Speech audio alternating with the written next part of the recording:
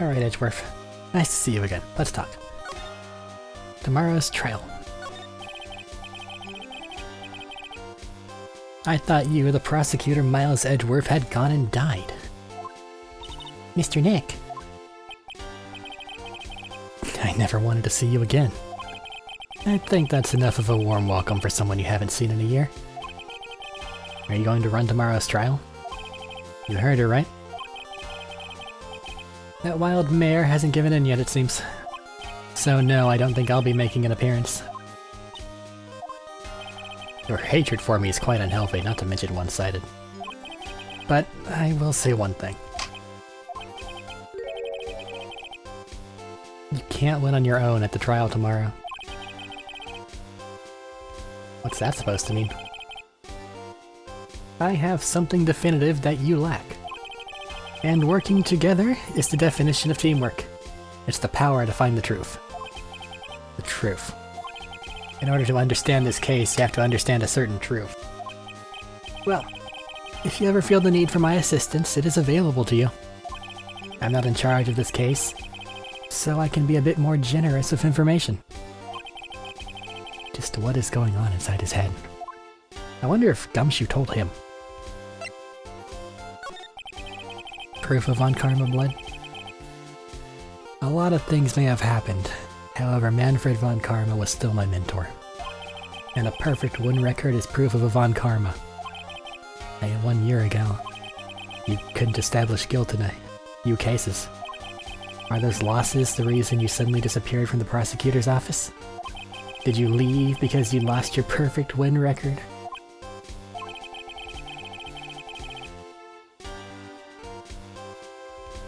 To think your motivation for prosecuting trials was so selfish. We both know it's not right, don't be mean. It'd have been better for everyone if you never came back from the dead, Edgeworth. I see. Then let me ask you something. Why do you stand in the courtroom? What is your reason? Well, we're Franziska. She almost always says, I will defeat till this time, this instant she sees me. But the courtroom is not a personal battlefield for prosecutors and lawyers. I stand in the courtroom to defend my client. To save their lives. To save your client, you say? Those who think only of their own ego-driven goals, those kind of prosecutors are reprehensible to me. Even if you're a prodigy. Or someone like you, Edgeworth. It looks like there's still a lot you have yet to learn. A lot I have yet to learn. Me. Well, enough for now. The time will come. You will see. The time when you will see is coming soon enough. Sometimes I just miss. It's awful.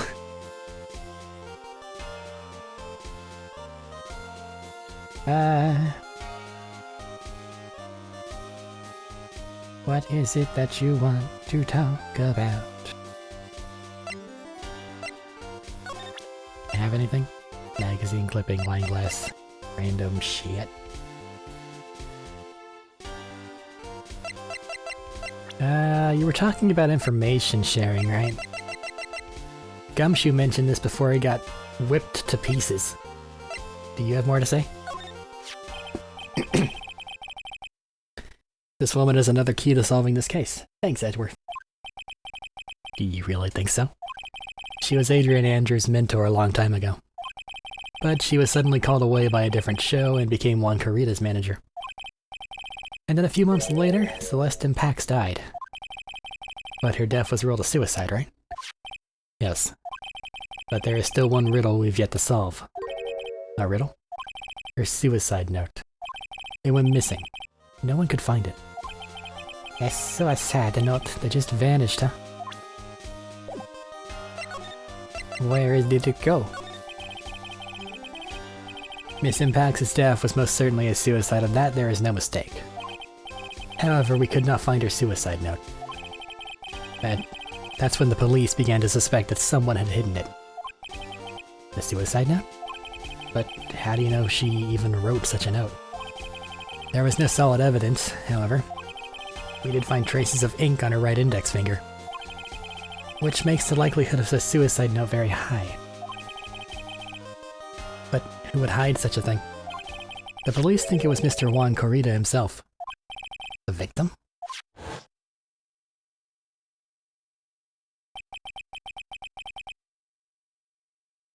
He was the one who found her body, which makes him the only person who had a chance to hide her suicide note. You know, Phoenix Wright games are pretty much kid games, right? Yeah, we all agree upon this. It's a basic puzzle, you know, silly characters, zany things happening. And then you get images like this. Which could go in some very different places. Mr. Corrida hid his own manager's suicide note, but why? As long as her note's missing, any speculation beyond that is meaningless. For now, I think you should look this over. This is the suicide report. Part 1 anyway. Part 1. Suicide report added to the court record. Thanks, Edgeworth.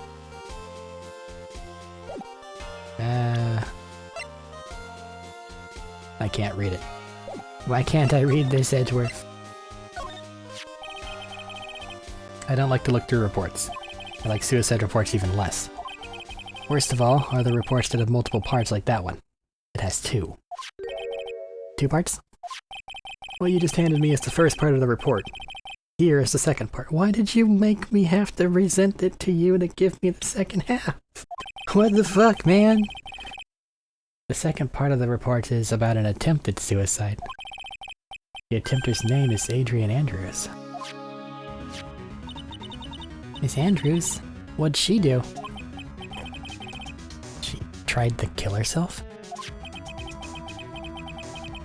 She doesn't seem like the kind of person to try and kill herself, though. Most people that do don't. You think she's a strong career woman? That's just what she wants you to think. Adrian Andrews, she has a certain secret she's always trying to hide. A secret? Her dependent nature. That's what she's really like on the inside. Miss Andrews, dependent? Talk about the exact opposite of what that woman is. No, that totally makes sense. Because they spend all their time making sure the other people are doing something, which means they themselves are finding purpose in other people doing things. Okay, well I guess now we have all of it? Make me do that. That's annoying. Oh, dependent nature. What's this about Miss Andrews having a dependent nature? Adrian Andrews' attempted suicide was a few days after the death of Celeste and Pax. And why did Adrian Andrews think about committing suicide? Because she had apparently lost her will to live. Lost her will? Why would she? Her pillar of strength, her mentor, Celeste and Pax, was gone forever. That's why. Why would that... Is this what they call following someone to the grave? After her attempted suicide, Adrian Andrews started attending counseling sessions. She's someone who needs a person in whom she can trust absolutely. And once she finds that person, she'll do anything she can to keep them near. Yeah. Without such an anchor in her life, her crippling anxiety stifles her ability to live. And that's the nature of her dependency on others.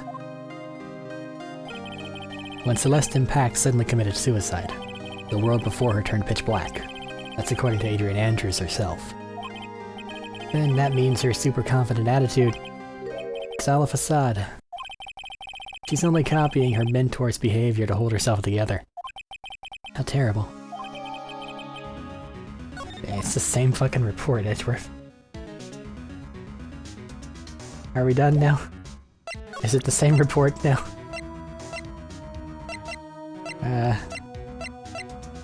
You wanna look at that?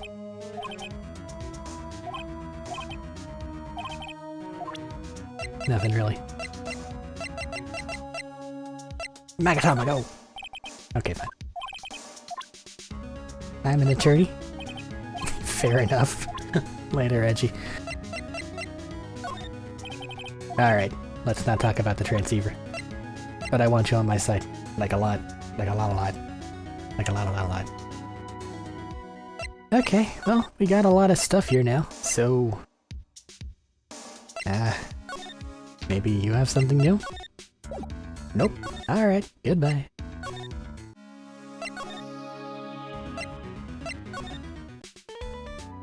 Alright, old bag. I guess I'll just walk around till something says hi.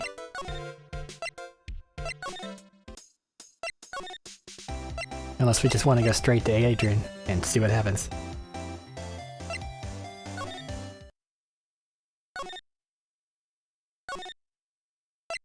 So many bears. Yeah, there's missing a knife. Oh, Miss Andrews is here. But it looks like she's talking with someone. That's Franziska von Karma. Miss von Karma? What are you doing here? You see, I'm his lawyer, so, you've got some nerve following me around? Following you? That's you, Miss von Karma. You're the one doing the following. Girls. You're always following after that Mr. Detective with the little beard. Me? Following after Scruffy? Don't make me laugh. Let me show you something interesting. Little girl. What is that? An electromagnetic receiver. I planted a tracking device on that detective. And with this, I know that fool's every move. But why? So that noise we heard was the receiver. I feel really sorry for poor Detective Gumshoe now. Now then, let's stop wasting time. Adrian Andrews? Yes? Think hard about what we just discussed. Understood? Alright. What were those two talking about? Miss Andrews, she seems a little dazed, doesn't she? You wanna talk? Murder for murder. Fuck it, let's see what happens. Magatama, go! Quark!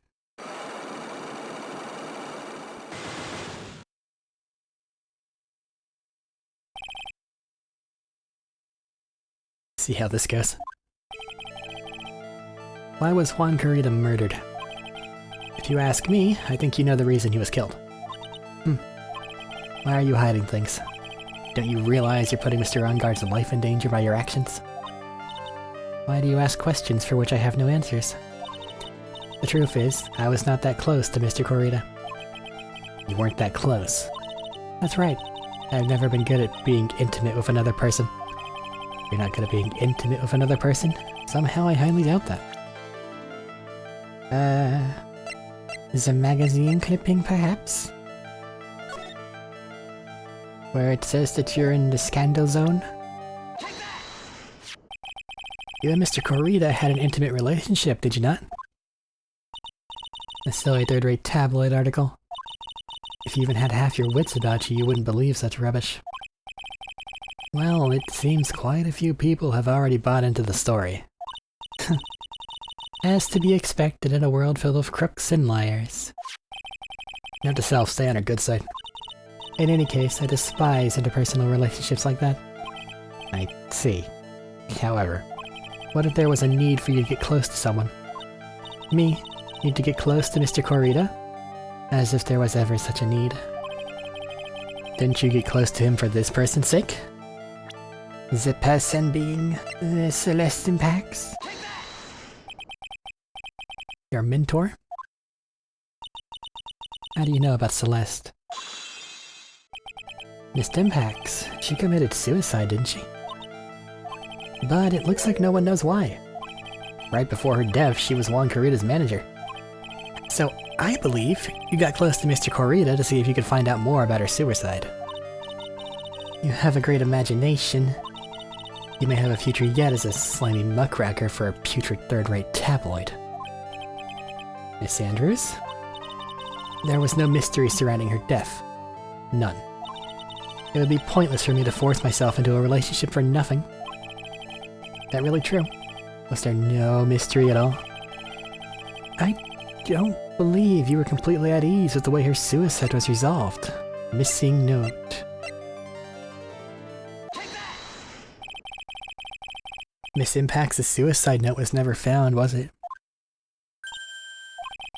And it looks like the police were under the suspicion that someone had hidden it. Like, maybe, the person who discovered her body, Mr. Corita. One. And Miss Andrews, I believe you thought the same thing. That is why you became intimate with Mr. Corita. I've sat by quietly and listened to your insulting ramblings long enough. It's true that Celeste was my mentor, however, allow me to say this again. It had nothing to do with me. I don't even know that her suicide note was never found. I'm a person who doesn't care about what goes on in the lives of others. That's the impression you like to give. However, I don't think that's who you really are. What? I have evidence that says otherwise. Proof that she was very important to you. You know, your attempted suicide. Let's just bring that up. Miss Andrews, you nearly went through with it too, didn't you? Went through with what? Ending your life? Miss Andrews, you look and act like a very strong woman who has it all together. You don't ask for anyone's help, relying only on yourself. Yes, I've been very independent ever since I can remember. However, that's all a lie, a facade. Edgeworth taught me a funny word. You've always searched out people on whom you can depend on. That's... You were dependent on Miss Impacts, weren't you? Which is why, when she passed away, you lost everything you had. Stop. When Celeste passed away, she is so suddenly like that. I died a death of my own, but no matter how hard I tried, I couldn't stop thinking about what had become of her note. You must have heard about the police report. The one that said the police suspected Mr. Corita of hiding her note.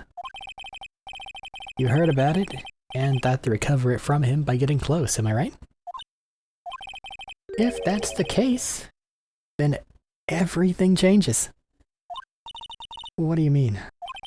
What topic did we start this conversation on again? It was why was the victim killed? Exactly.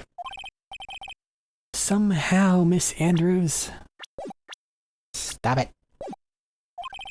It seems that you have become the one of a reason to want Mr. Corita dead. Me? Miss Impacts was everything to you. And then she died. And you would do anything to find out why she killed herself. Even commit murder. Murder.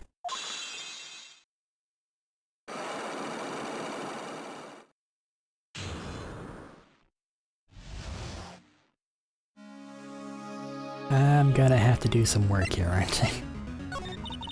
It's true, I am a woman who can only live in insecurity. I'm physically small and I don't really have a lot of self-confidence. I've pushed against all that, though, tried to live strongly. I never wanted anyone to find out the truth. Miss Andrews... This one thing. It's the one thing I wanted to take with me to the grave. It was my secret. Mine and mine alone. I'm sorry. You probably think I'm a worthless human being right now, don't you? Please, Miss Andrews, all I want to know is the truth. After Celeste passed away, I heard that someone had hidden her suicide note. And that someone was Juan Corita. Celeste. Without her. Without her, I became scared. Everything. Everyone seemed like they were out to get me. So you got close to Mr. Corita to recover her suicide note, correct? Looks like that tabloid reported the truth after all. Ironic, isn't it? Well, like they say, where there's smoke, there's fire. And if they purposefully add fuel to the fire, they keep the celebrity world burning. But as for the suicide note, I didn't and wouldn't kill anyone for it. It just doesn't suit me. That's all. Well, that's enough for now. I still have work to do, so I understand. Oh, I do have one small favor to ask. My attempted suicide, I'd like for you to keep it a secret. Miss Andrews, if people found out about my weakness, I would sooner choose to die than live. Alright, I understand. We'll keep it a secret. Miss Andrews, I guess she's like the overthinking type. She probably never says anything without carefully thinking it through first. Thank you for your discretion. Mr. Nick, can I ask you something? What is it? Miss Andrews has been playing with that card in her hand since a little while back. That card. Yeah, I guess she has. Miss Andrews, what's that card you're holding? Huh? Oh, this? I don't quite know. It just suddenly appeared in my handbag.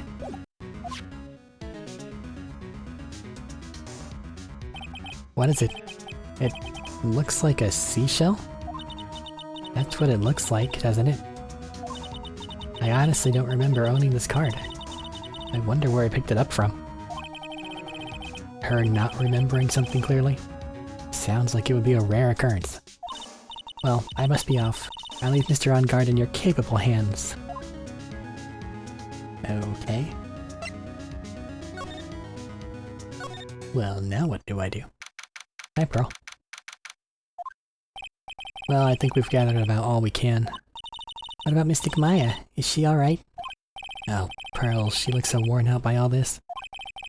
She hasn't slept at all and has been walking all over the place with me today. What's wrong, Mr. Nick? Let's go back to the office for a little while. You're really tired, right? Oh no. I'm okay, really. I'm fine. You don't look fine to me. Alright. I don't know why you're making me move back to the office. There's many other ways to transport me.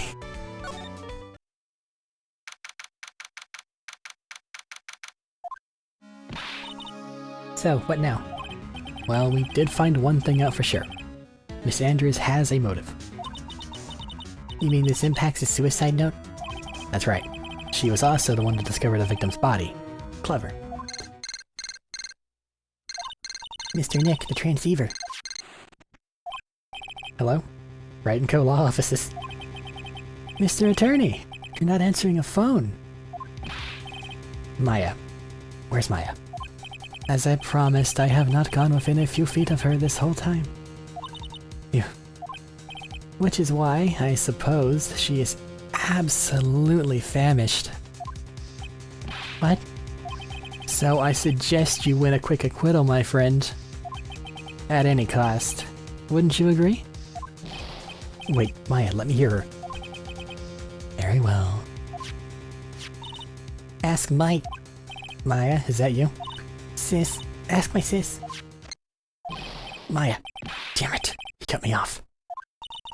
Mystic Maya said ask my sis, didn't she? Sis? What does she mean by that? Come on, Phoenix. You're a hopeless one. Oh, come on, we don't need Mia. Sorry, Ak. Hi, Mia. I have a message from Maya, so come, ask me anything you want about her. Okay, that's good to know you can pick stuff up while dead. How is she? She's safe, for now. That kidnapper is one to keep his word, it seems. I'm glad to hear she's safe, but Mia, how did you know? As soon as she was locked up, Maya called for me. I read the note she left, then I gathered as much information about her surroundings as I could. I didn't know you could use spirit channeling like that. Pretty smart of her. It was. The kidnapper, what's he like? I don't know. Apparently Maya went to answer a phone call at the hotel and was drugged there. And? She didn't see the face of her attacker. Maya's locked up in a very dark place right now. I'll tell you everything I heard when I was with her. When you were with her. Question mark, question mark, question mark.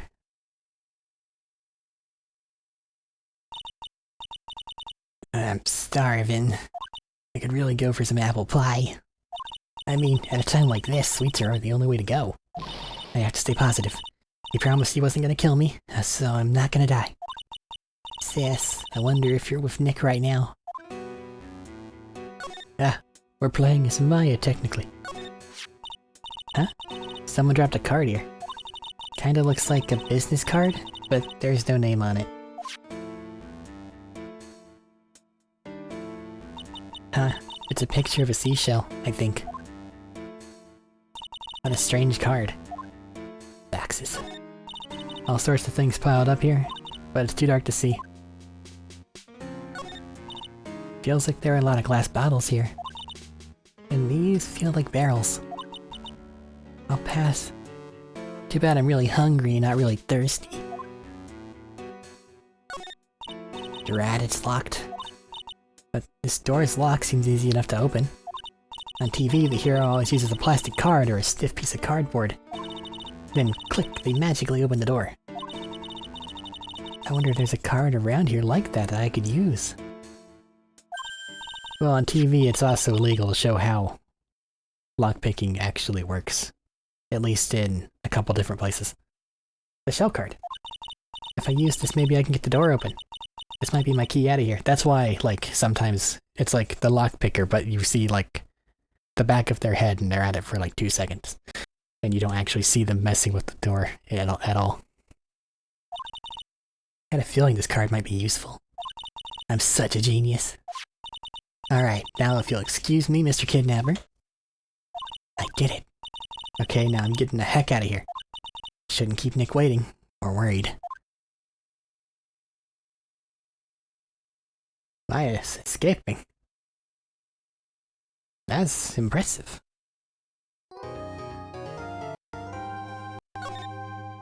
Save point about a half hour later. Yeah, that makes sense. Alright. Another cut, another short break. Phew.